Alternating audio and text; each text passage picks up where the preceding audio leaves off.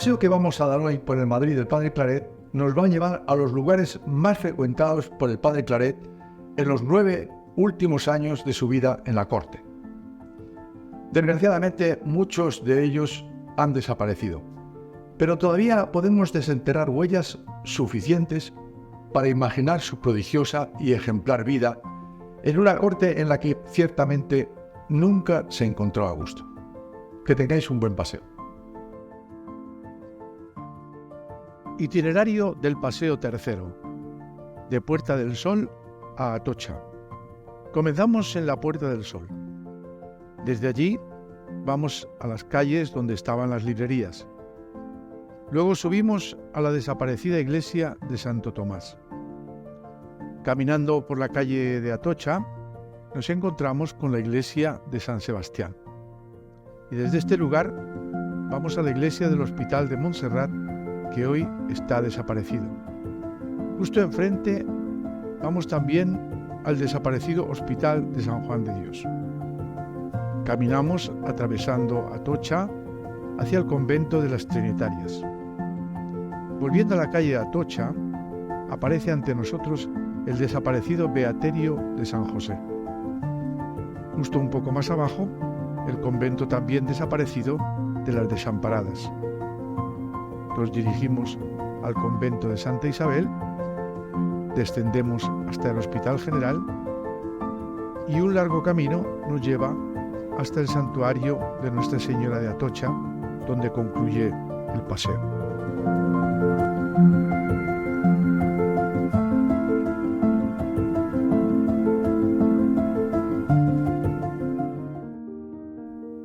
Comencemos por la Puerta del Sol, lugar del kilómetro cero de España y centro arterial de la vida ciudadana. Allí fue donde el Padre Claret soñó con situar la Catedral de Madrid, mucho antes de que la villa fuera diócesis y comenzara la construcción de la actual Catedral de la Almudena. La quería frente a la actual sede de la Autonomía, donde se asienta el famoso reloj, y nos adentramos ya por la calle del Correo.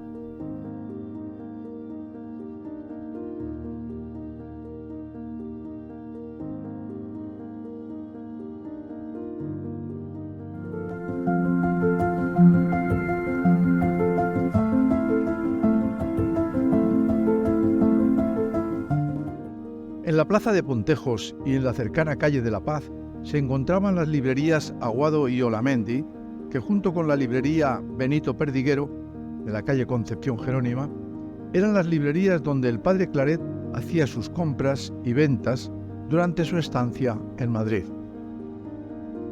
Desde allí, por la calle de la Bolsa, llegamos a la plaza de Santa Cruz, famosa por encontrarse en ella el Palacio de Santa Cruz, antigua cárcel de corte y actual Ministerio de Asuntos Exteriores.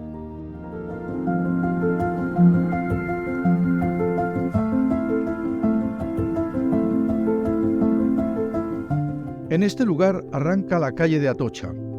Tomamos esta calle hacia la izquierda, como cuando el Padre Claret volvía de confesar de Palacio, y enseguida encontramos a la derecha la iglesia de Santa Cruz, lugar aproximado donde se levantaba, en tiempos del Padre Claret, la iglesia de Santo Tomás, de la que se conservan todavía restos en la calle de Santo Tomás.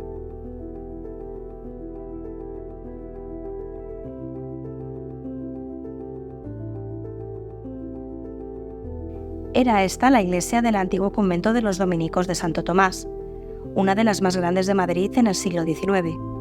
En ella trabajaron los Churrigueras, Herrera el Mozo, Lucas Jordán y otros notables.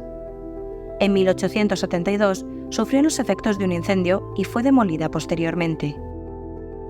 En esta iglesia fue donde el arzobispo Claret comenzó a sorprender y asombrar al Madrid de entonces con sus predicaciones. El periódico La Regeneración escribía lo siguiente: Todas las noches asistimos a los ejercicios que el varón apostólico, el respetabilísimo Padre Claret, está dando en el pueblo de Madrid, en la espaciosa iglesia de Santo Tomás de esta corte. Cuánto consuelo recibe nuestra alma al considerar lo que allí pasa. Qué recogimiento, qué unción, Qué exquisita atención a la santa palabra, inspirada por Dios al arzobispo de Cuba. Las espaciosas naves de la iglesia están cuajadas de gente, apiñadas, escuchan al venerable sacerdote. El padre Claret tiene pendientes de sus labios durante 2 horas y media por la tarde y otras tantas por la mañana a un auditorio piadoso. En otras muchas ocasiones celebró Claret funciones en esta iglesia. Siguiendo por la calle de Atocha y atravesando la plaza Jacinto Benavente, llegamos a la iglesia de San Sebastián.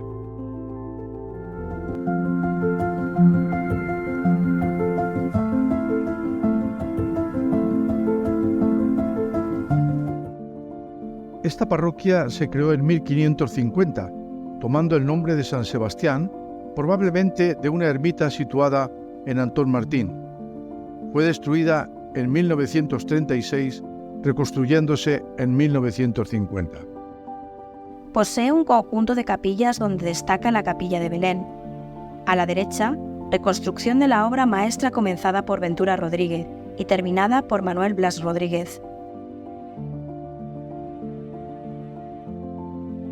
En el cementerio de esta iglesia, convertido en una floristería, fue sepultado Lope de Vega. Los libros de óbitos de esta parroquia son en absoluto los más importantes de España en la historia literaria. Partidas de entierro de Cervantes, Lope de Vega, Vélez de Guevara, Espronceda, además del bautismo de don Ramón de la Cruz, Leandro Fernández Moratín, Barbieri, entre otros. También aquí se celebró el matrimonio de Larra, Madrazo, Bretón de los Herreros, Zorrilla, Alonso Martínez, Bécquer, Fortuny, Canalejas, Alberto Aguilera, Menéndez Pidal, Serrano, Valle Inclán, Buero Vallejo y etc. Está enterrado aquí Ventura Rodríguez.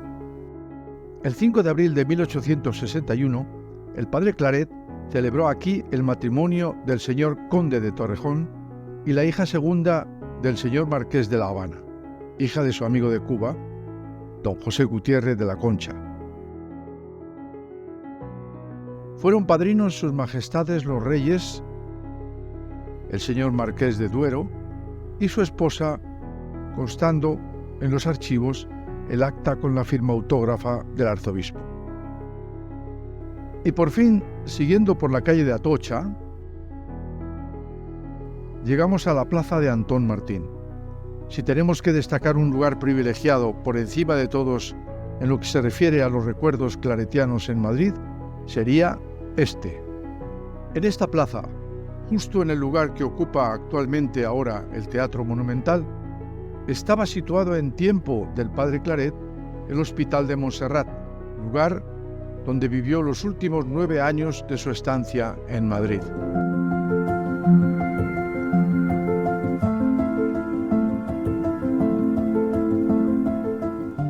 Este hospital había sido fundado en 1616 a solicitud de Gabriel de Pons para los naturales del Reino de Aragón en la calle Mesón de Paredes. Se trasladó en 1668 a la plazuela de Antón Martín. Claret fue nombrado protector del hospital e iglesia el 28 de marzo de 1859. Con sus desvelos y celo apostólico, hizo de la iglesia uno de los centros de culto mejor atendidos y del hospital un establecimiento modelo. En 1866 llevó a las Hermanas Carmelitas de la Caridad para atender a los enfermos. Claret vivió allí mismo en el número 87, principal derecha. Son muchas las historias de conversión ocurridas en esta iglesia de Montserrat. La fama del padre Claret se extendía por Madrid y con ella la persecución y el odio. Viviendo en Montserrat, sufrió el padre Claret todo tipo de infamias a través de periódicos, publicaciones y libros. Todos los que le visitaban se iban muy impresionados por la pobreza del arzobispo. Esta casa era la casa de los pobres. Rara vez no había alguno allí exponiendo sus necesidades y siendo auxiliado. Conviene recordar que en esta casa escribió su autobiografía a finales de 1861 y principios de 1862. En ella también compiló las constituciones de la Congregación de Misioneros y sobre todo recibió gracias especiales que comenta con toda humildad en sus escritos autobiográficos. Allí vivió también momentos dramáticos, como el famoso levantamiento de San Gil. Así escribía a la Madre París. Ya sabrá usted la prueba grande por la que hemos pasado el día 22. No se puede usted formar una idea cómo estaba esta corte y cómo me hallaba yo. Esta casa, junto con la iglesia, tiene una plazuela en que dan 5 calles, pues en este día había 5 barricadas que las formaron de las piedras que arrancaron de allí mismo, y en esta plazuela se hicieron fuertes los revolucionarios, en que hubo heridos y muertos. No le diré lo demás de la población porque no vi, pero sí oí que parecía todo un grande campo de batalla. Sentimos disparos de fusiles y cañones entre la tropa fiel y la tropa traidora y paisanos revoltosos. Yo me retiré al camarín de la Virgen del Altar Mayor y allí estuve rezando hasta las 5 de la tarde, que todo se apaciguó. Los muertos, heridos y prisioneros fueron muchísimos.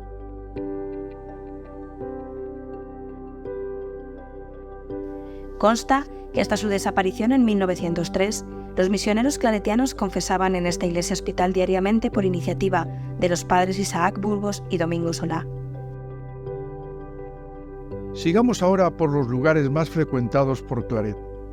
Casi enfrente podemos ver una iglesia, la de San Salvador y San Nicolás, que ocupa el lugar exacto donde en tiempo del padre Claret estaba situado el Hospital de San Juan de Dios.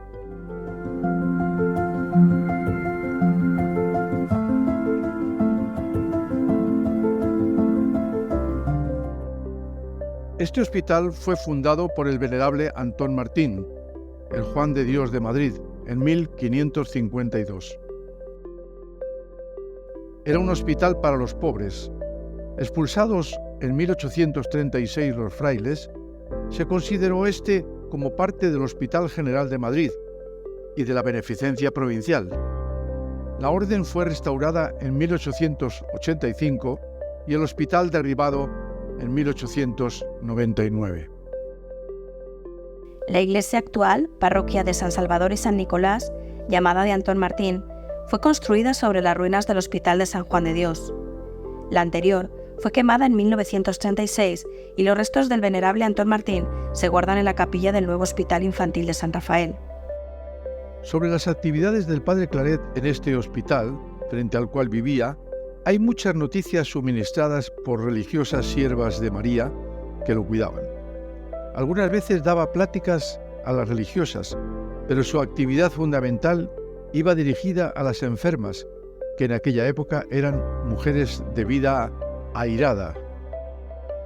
Desde allí cruzamos de nuevo la calle Atocha y nos adentramos en la calle del León, hacia el Madrid literario.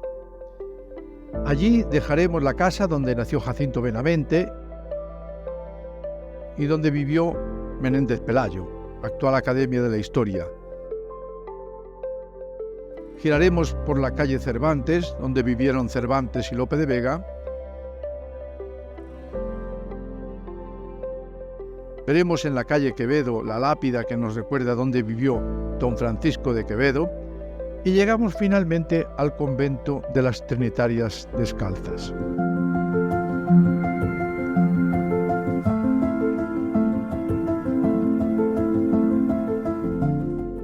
El día 20 de noviembre de 1612 nacía aquí la primera comunidad de estas religiosas contemplativas bajo la orientación del reformador San Juan Bautista de la Concepción. Pero es en 1668 cuando Marcos López comienza el nuevo y definitivo templo, levantando un nuevo monasterio que es el actual. En él está enterrado Cervantes. La fachada repite el estilo del convento de la Encarnación.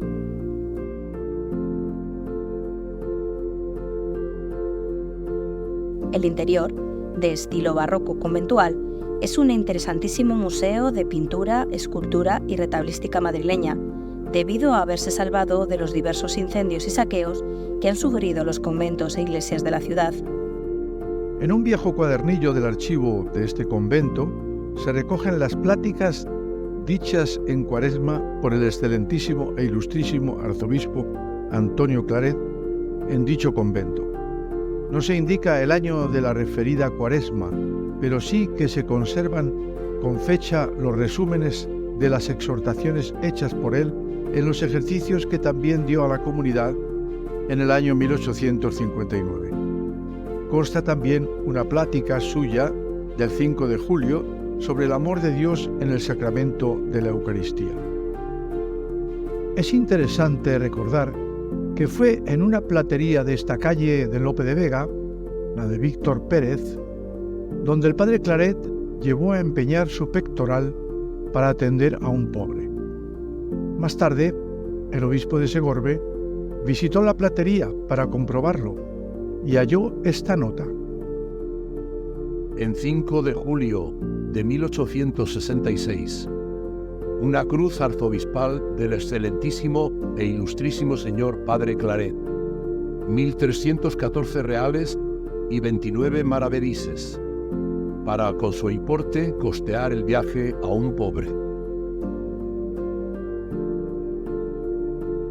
Bajando algo más la calle Lope de Vega, torcemos a la derecha de nuevo hacia la calle Atocha, donde subiendo un poco a la derecha y pasada la casa donde se imprimió el Quijote por primera vez, encontramos el lugar donde estaba situado, en tiempos del padre Claret, el Beaterio de San José.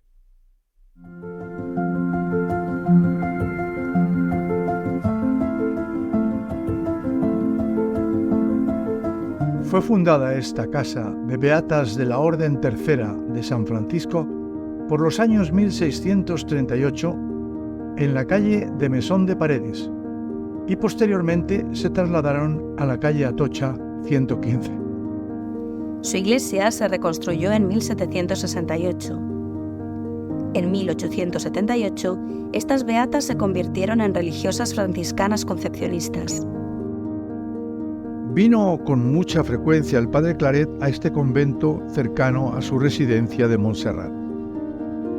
A veces llegaba al convento y llamando suavemente con los dedos en el torno de la puerta, decía a la hermana beata: ¿queréis una platiquita? Y no hace falta decir que las beatas, agradecidas a la invitación, la aceptaban con entusiasmo. Alguien le escuchó decir: el Beaterio de San José es el relicario de las religiosas de Madrid. Un poco más abajo, y en la acera de enfrente, entre la calle de San Eugenio y la de Marqués de Toca, se encontraba uno de los lugares favoritos del padre Claret, el Colegio de Desamparadas.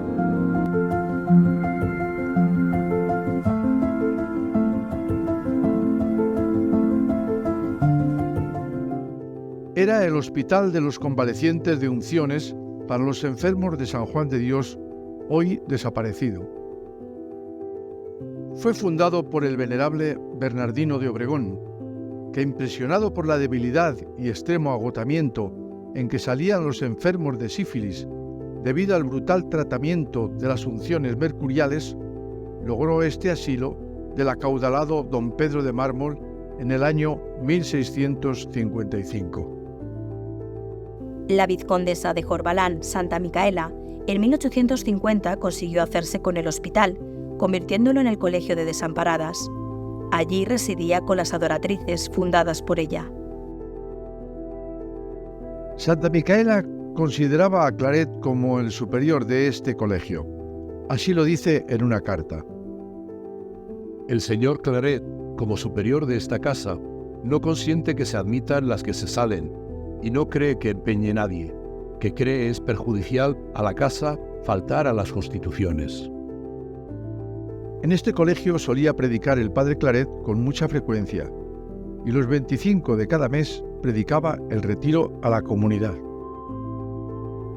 Una vez, al salir del colegio, observó don Carmelo Sala, su capellán, algo extraordinario en el arzobispo, y no sabiendo el motivo, hizo alguna señal de sorpresa o admiración, por lo que el padre Claret, como a confesor suyo que era, le dijo en confianza: Esta noche la Virgen Santísima ha puesto el niño Jesús en mis brazos. ¡Ay, cuánta hermosura era! Este hecho lo declaró el mismo señor canónigo en el proceso informativo. Y ahora nos desviamos de nuevo de la calle de Atocha por la de Marqués de Toca, a la derecha, para llegar a la de Santa Isabel, donde nos encontramos de frente con el colegio de Santa Isabel, que el padre Claret llamaba Escolapias.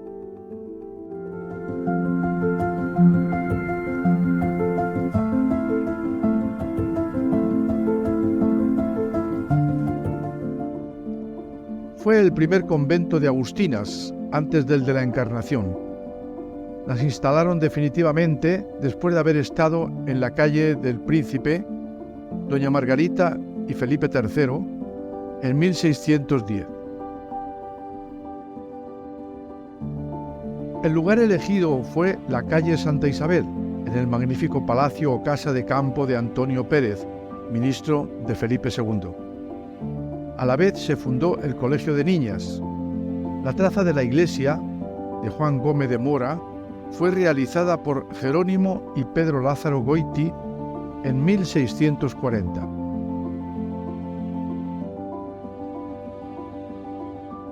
Este colegio fue entregado a las Madres Escolapias el 9 de mayo de 1863. Actualmente está ocupado de nuevo por las Agustinas Recoletas. Cuando se derribó la iglesia de Montserrat en 1903, todos los retablos e imágenes se trasladaron a este convento, menos 4 columnas salomónicas que se encuentran actualmente en la nueva Galería de las Colecciones Reales de Madrid. Dichos retablos se perdieron en la quema de 1936, conservándose en la fábrica.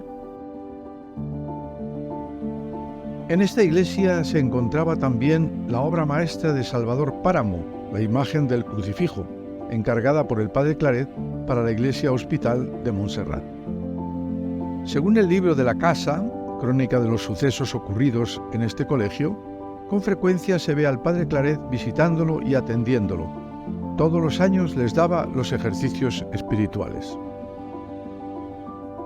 Escuchemos de la pluma del cronista la experiencia vivida.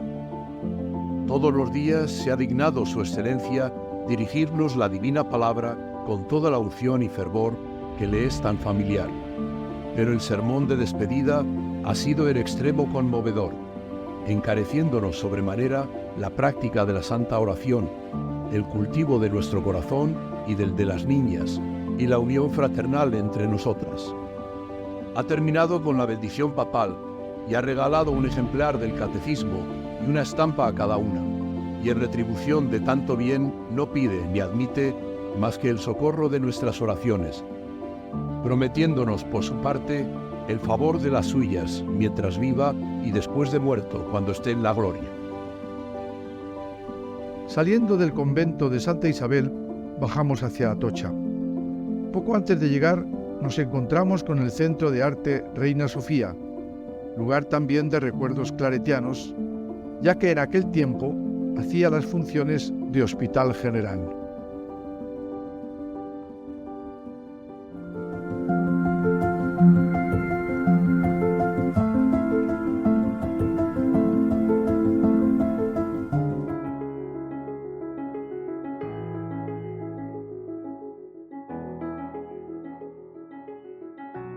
El rey Felipe II, deseoso de remediar los males que causaban la multitud de hospitales que existían en Madrid, concibió la idea, en 1566, de reunir todos en uno solo, situándolo primero en la Plaza de las Cortes y poniendo al frente a Bernardino de Obregón.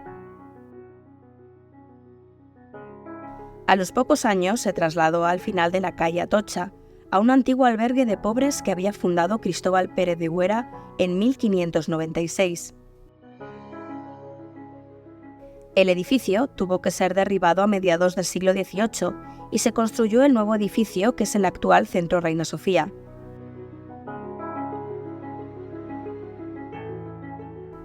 Dirigió las obras José de Hermosilla, a quien sucedió Sabatini.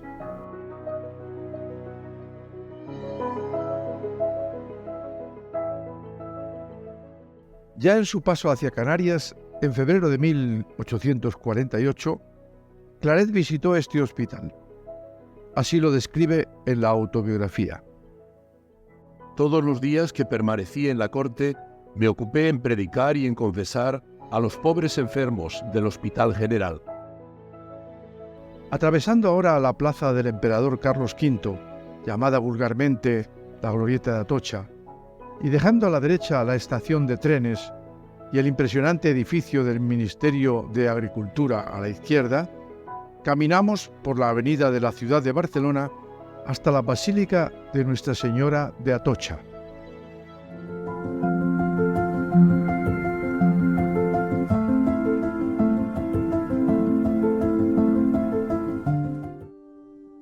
En el sitio que ocupaba el antiquísimo santuario de Nuestra Señora de Atocha, fue erigido un convento de predicadores en 1523.